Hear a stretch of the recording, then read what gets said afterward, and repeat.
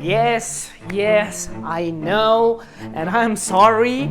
I know I promised that even though I wouldn't upload any more videos on Thursdays, that I would do my best to upload them on Sundays, and then I failed you last week.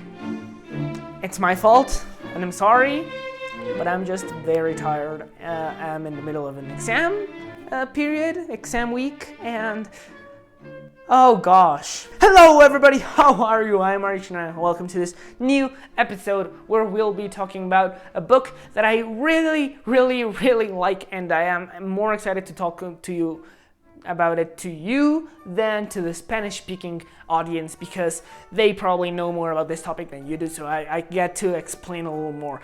That topic is none other than the Second Mexican Empire, and the book is none other than Empire or Imperio by Héctor Zagal, a person that I really admire and who I know him actually, the author, I know him, so yeah. But before we begin, these books right here are available in Amazon, both in digital and physical format, in case you want to get them. The links, as always, will be down below. And of course, you cannot forget this book here, 2.5 Candles.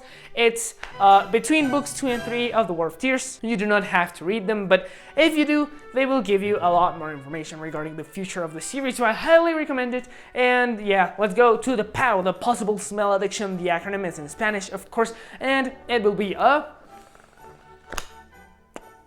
7. It's cool, but not amazing. It could be better. So yeah, and new author, which means new quick biography. And Héctor Zagal, he graduated from philosophy from the Universidad Panamericana here in Mexico City. Then he got a master's degree on philosophy on the Universidad Nacional Autónoma de México, the UNAM, which is the biggest university here in our country. And then he went to Spain to get a PhD on philosophy, specializing himself on Aristotle at the University of Navarra in Barcelona, I believe. I'm not sure if it's in Barcelona. It's in Spain. I may have gotten so wrong.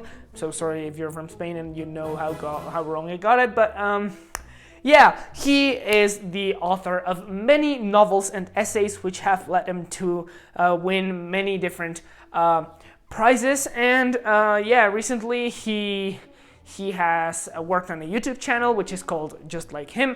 It's totally in Spanish though, and there's also a podcast that he's appeared on. He recently had a TEDx talk, and yeah, he gives classes in the university from which he graduated, and he's a very cool guy. He's a very smart guy, very cool and funny, and yeah, I know him. Yeah, so I might have this signed any moment now, but anyway, moving on, let's go straight into the plot of this book, and it follows the last couple of days of the Second Mexican Emperor, Maximiliano de Habsburgo, or Maximilian from Habsburg. He was the brother of the Austrian Emperor Francisco Jose, who is also the father of the emperor, who I believe, I think he was the Maximilian was Franz Ferdinand's uncle, I believe. I'm not sure. No, I have it wrong. But his nephew was there for World War I. So that's all you need to know. And after that, this talks about his last couple of days.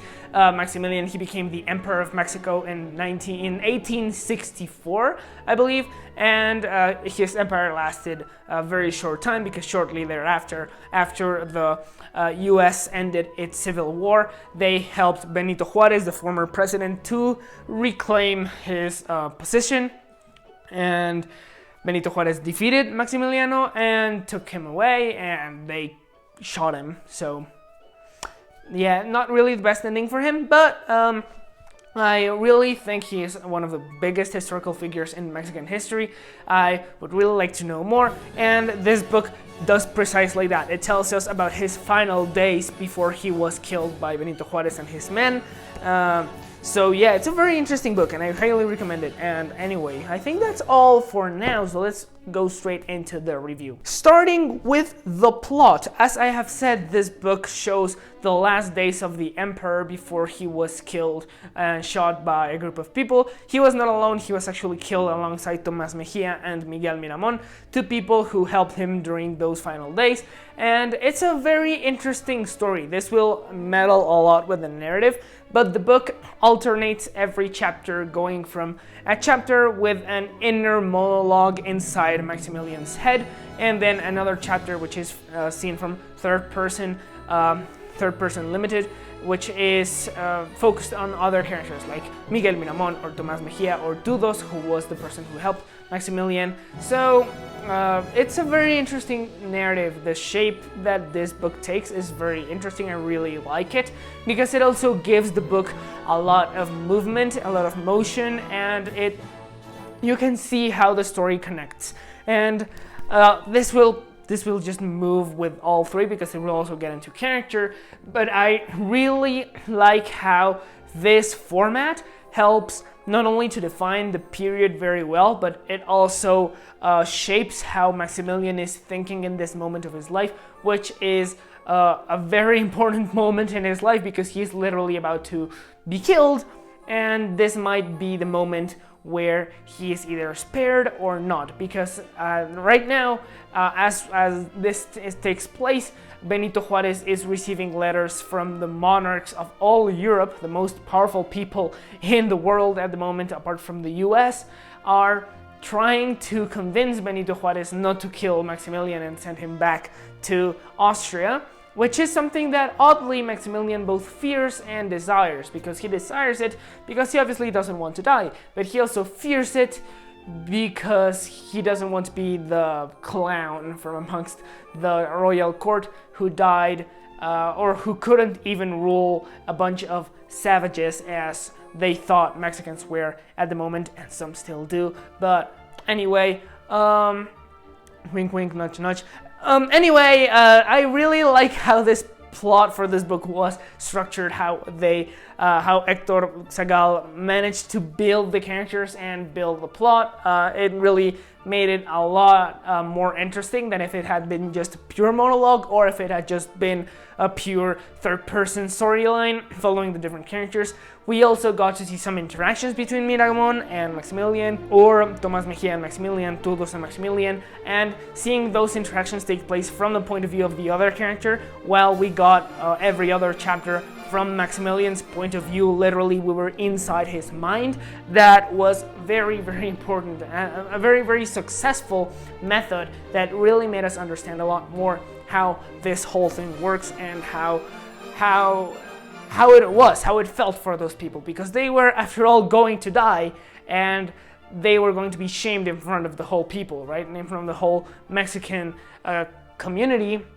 Their bodies were going to be displayed around the country as trophies, and yeah, their names would be stained for the rest of history, as they remain now, because many people still think that Miramón and Mejía and Maximilian were horrible people who only wanted to take over Mexico, which isn't true. They were actually trying to defend Mexico and actually trying to build from it, which is the same as Benito Juárez wanted to do, though in a very different way. But I will not get into that because that will bring me into politics, and I do not want everyone to fall on me, because that's apparently how the world works now. So let's go into the characters. I really think Maximilian is incredibly well done in this book. You can really see how he thinks, how he behaves towards the world, and how the world thinks about him.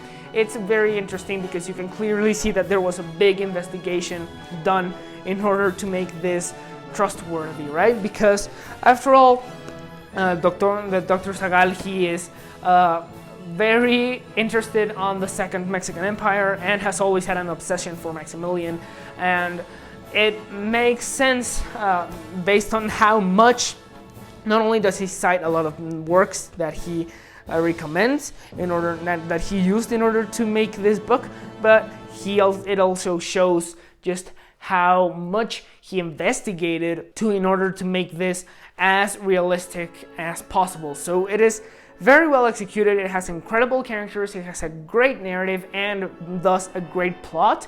And by the time you finish the book, even though you kind of know what is going to happen, especially if you know Mexican history, by the time it ends, you find yourself very satisfied, because the way in which the ending is done is, I believe, very successful, and I really like it. And yeah, it's a very cool book, and I highly recommend it. Anyway, that has been all for today. Please, if you like this video, you can get the book if it interested you. Also follow Dr. Zagal. All his videos are in Spanish. However, if you know Spanish, you can watch his content. He has very good content, and if you don't know Spanish, now you have another reason to learn, because it's actually a very cool language. So yeah, this has been all for today. Thank you so much for your help, and also check out my books. They're not as good as this one, but hopefully they will become as good eventually, and for that I need your support. So thank you so much, and I will see you later. Bye.